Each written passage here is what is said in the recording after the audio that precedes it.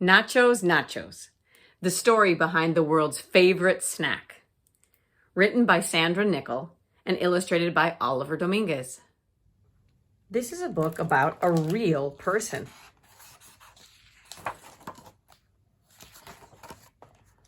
In 1895, a baby boy was born in northern Mexico. His name was Ignacio Anaya, and like a lot of Ignacios, he was called Nacho for short. Nacho's parents died when he was young, and he went to live with a foster mother. He loved to sit in the kitchen while she made quesadillas.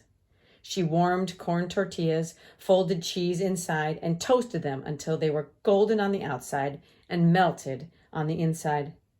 Nacho ate up one quesadilla after the other. Nacho learned about cooking from his foster mother. As he grew older, he became quite good at other tasks around the kitchen too. When Nacho turned 23, he found a job at a restaurant. He was willing to do whatever was needed: seat guests, pass out menus, take orders, and serve meals. As Nacho went from table to table, people smiled. He had a special talent for making diners happy. In the Mexican city of Piedras Negras, Rodolfo de los Santos heard about Nacho. Rodolfo was opening a new restaurant, the Victory Club, right across the Rio Grande River from Eagle Pass, Texas, in the United States.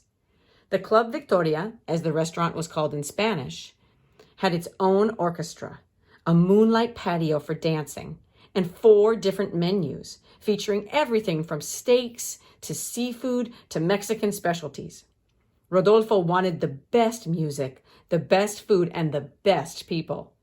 And that included Nacho. The Victory Club's customers came from both Mexico and the United States. When they arrived, Nacho made sure everyone felt welcome. Nacho even knew how to please Mammy Finnan. Mammy lived in Eagle Pass, but she was known on both sides of the border for her outstanding cooking. At home, she served guests jalapeno jelly, French crepes, and oyster soup. At the Victory Club, she wanted to try new dishes. One afternoon in 1940, during the Victory Club's quiet hours between lunch and dinner, Mammy walked in with 3 friends. "Nacho, we're tired of the usual type snacks," Mammy said. "Do you think you could whip us up something new, something different?" Nacho smiled and headed for the kitchen. But Nacho had a problem. He didn't have any idea what to make. Even worse, there wasn't a single cook in the kitchen, and Rodolfo was nowhere to be seen. Nacho threw open the doors of the cupboards. He searched in the refrigerator. Finally, he spotted some freshly fried pieces of corn tortillas in a bowl and got an idea. Nacho carefully spread out the tortilla pieces on a platter. He sprinkled them with cheddar cheese and topped each piece of tortilla with a strip of pickled jalapeno pepper. As a last touch, he put the tortillas in the oven until they were golden and melted, just like his foster mother's quesadillas.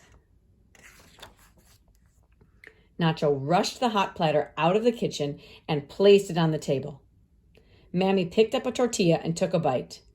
Hot, crispy tortilla, melted cheddar cheese, a slice of jalapeno. So simple, so scrumptious, so spectacular. "What do you call these snacks?" asked Mammy. Nacho grinned. "Well, I guess we can just call them Nacho Special," he said. Mammy and her friends ordered another platter. And another. They ate until not a single bit of the crispy new snack was left. When the women finally left a couple of hours later, Nacho had already gone home. But on their way out of the Victory Club, the women came across friend after friend arriving for dinner. They told everyone to order the delicious new dish, Nachos Special. As soon as Nacho arrived at work the next day, Waiters crowded around him. They wanted to know what Nacho's special was. Customers had been asking for it since the night before. Nacho headed straight into the kitchen and started cooking. Rodolfo watched his customers eat.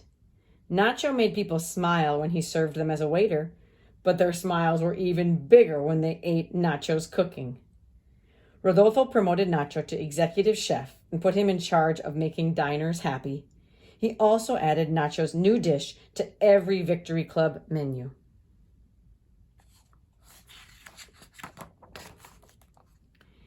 Year after year, word of Nacho's special spread. Restaurants all over Mexico and the United States began to serve the dish. Some added beans, some added guacamole, and somewhere along the way, restaurants started calling the dish simply Nachos. People still traveled to Piedras Negras. They wanted to eat nachos in the city where they were invented. Even a president of the United States and famous Mexican and American actors came to try the crunchy, cheesy, spicy snack. When the Victory Club closed in 1961, Nacho decided to open a restaurant of his own. He found a place in Piedras Negras and set up tables and chairs, wrote out his menu, and made sure to have plenty of tortillas, cheddar cheese, and jalapeno peppers on hand. Once everything was ready, he put up his sign in front of the door. He called his restaurant Nachos, and his most popular dish was, of course, Nachos Nachos.